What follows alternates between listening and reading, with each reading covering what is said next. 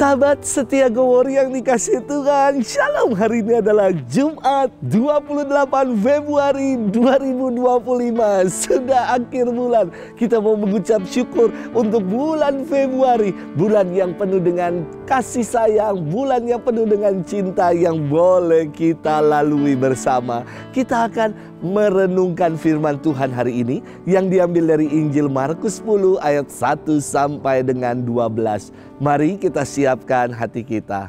Haleluya, haleluya, haleluya, haleluya. Sabdamu ya Tuhan adalah kebenaran. Kuduskanlah kami dalam kebenaran.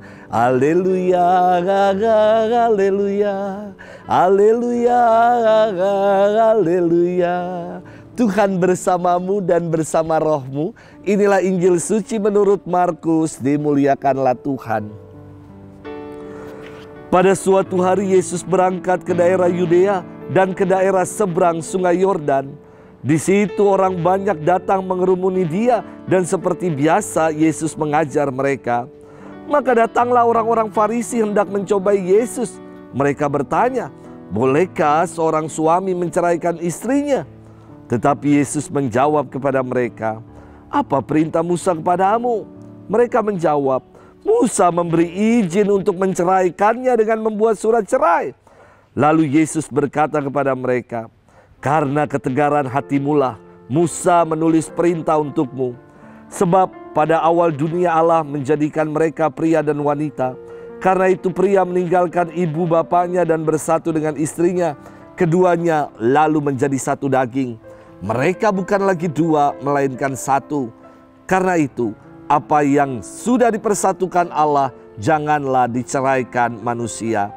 Setelah mereka tiba di rumah, para murid bertanya pula tentang hal itu kepada Yesus. Lalu Yesus berkata kepada mereka, barang siapa menceraikan istrinya lalu kawin dengan wanita lain, ia hidup dalam perzinahan terhadap istrinya itu. Dan jika istri menceraikan suaminya lalu kawin dengan pria yang lain, ia berbuat zina. Demikianlah sabda Tuhan. Terpujilah Kristus.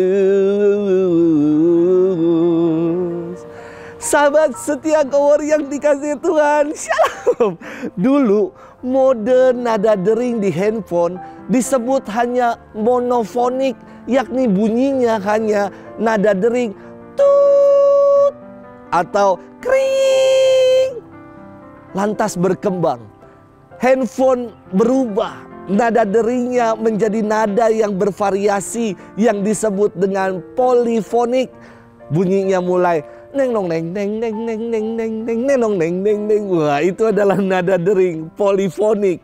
Dan kini semakin lebih canggih lagi nada dering di handphone, bisa pakai format MP3, format lagu-lagu. Namun dalam perkawinan Katolik sejak semula tidak pernah berubah. Perkawinan Katolik tidak ada yang polifonik, tidak ada yang poligami. Perkawinan Katolik selalu monogami. Tidak akibat perubahan dan perkembangan zaman, ajaran gereja Katolik menjadi berubah. Sahabat setia Go Warrior yang dikasihi Tuhan, firman Tuhan hari ini berkisah tentang orang Farisi yang datang kepada Yesus dengan maksud untuk mencoba Yesus. Mereka bertanya, bolehkah seorang suami menceraikan istrinya? Dasar pertanyaan ini menunjuk pada mitvot atau hukum Taurat nomor 77 yang mengatakan bercerai dengan dokumen tertulis yang resmi atau disebut sefer keritut. Adanya mitvot atau hukum ini mereferensi kitab Ulangan 24 ayat 1 yang mengatakan apabila seorang mengambil seorang perempuan dan menjadi suaminya, dan jika kemudian ia tidak menyukai lagi perempuan itu sebab didapatinya yang tidak senonoh padanya, lalu ia menulis surat cerai dan menyerahkannya ke tangan perempuan itu. Sesudah itu ia menyuruhnya pergi dari rumah. Kok ada ya ajaran ini? Padahal kan ajaran Yahudi memandang perkawinan sebagai ikatan suci, ikatan yang kudus. Dalam kitab Kejadian jelas sekali dikatakan bahwa perkawinan adalah yang dikehendaki Tuhan. Dalam Kejadian 2 ayat 18 dan ayat 24 dikatakan, tidak baik kalau manusia itu seorang diri saja. Aku akan menjadikan seorang penolong. Sebab itu laki-laki akan meninggalkan ayah dan ibunya dan bersatu dengan istrinya sehingga keduanya menjadi satu daging. Lantas mengapa orang Farisi ini bertanya, bolehkah menceraikan istrinya? Mereka ingin menjebak Yesus dengan dalil-dalil Taurat supaya Yesus dapat terjerat. Jawaban Yesus sungguh sangat clear, sangat jelas dan tegas.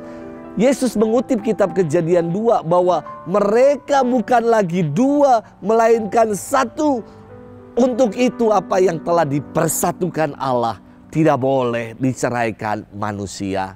Perkawinan menyatukan dua insan dan Allah sendiri yang telah menyatukannya. Maka dalam perkawinan Katolik ada magical number yang istimewa. 1 ditambah 1 bukan jadi 2. Dalam perkawinan 1 tambah 1 sama dengan 1. Dan 2 dikurang 1 artinya tidak ada artinya.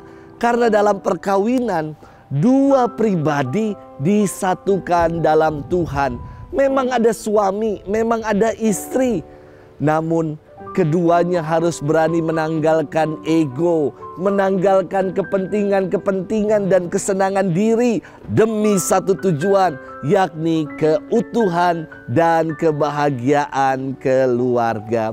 Sahabat setia Gowor yang dikasihi Tuhan, lantas mengapa ya kok Musa memberikan izin kepada orang-orang untuk menuliskan surat cerai, untuk menceraikan istri? Yesus menjawab, karena kedegilan, karena ketegaran hatimu, maka Musa menuliskan perintah itu untukmu.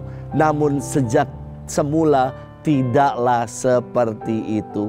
Kadang-kadang yang menghancurkan keutuhan rumah tangga adalah karena arogansi, karena kedegilan hati, ketertutupan hati kita untuk selalu senantiasa mengedepankan aku yang lebih benar dan engkau yang salah. Maka baik saya kira di dalam sebuah keluarga ada yang namanya perlombaan. Perlombaan untuk saling mau memberikan pengampunan. Perlombaan selalu mau memaafkan satu dengan yang lain. Hingga akhirnya keluarga boleh menjadi bahagia dan diselamatkan. Saya kira keluarga harmonis dimulai dari cinta dan dibangun dengan kasih. Dan keluarga dipelihara dalam kesetiaan. Maka keluarga adalah tempat yang terbaik untuk belajar arti pengorbanan. Selamat bermenung. Tuhan memberkati kita selalu. Dalam nama Bapa dan Putra dan Roh Kudus. Amin.